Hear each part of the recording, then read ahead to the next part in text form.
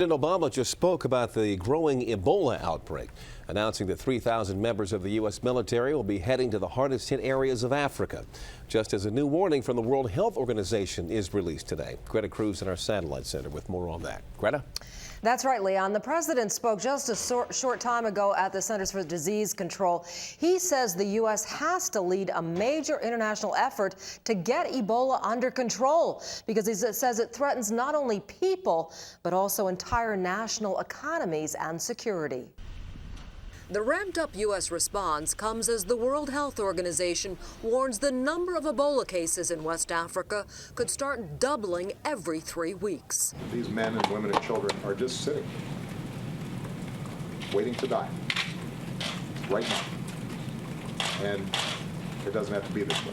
President Obama visiting the Centers for Disease Control today, laying out Operation United Assistance. It includes a new command center in Liberia, the center of the outbreak, with a U.S. general in charge, coordinating international relief efforts, and up to 3,000 U.S. military personnel on the ground to support the center.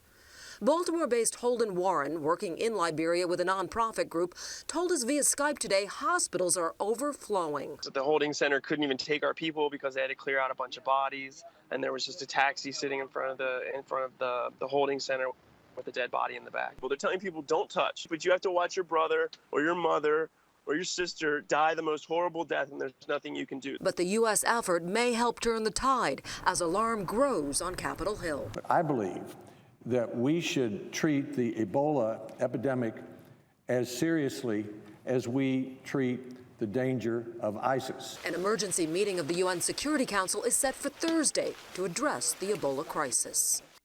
And earlier today, the president met with Dr. Kent Brantley at the White House. Brantley, of course, the American doctor who recovered from Ebola after taking an experimental drug and being flown back to Atlanta for treatment.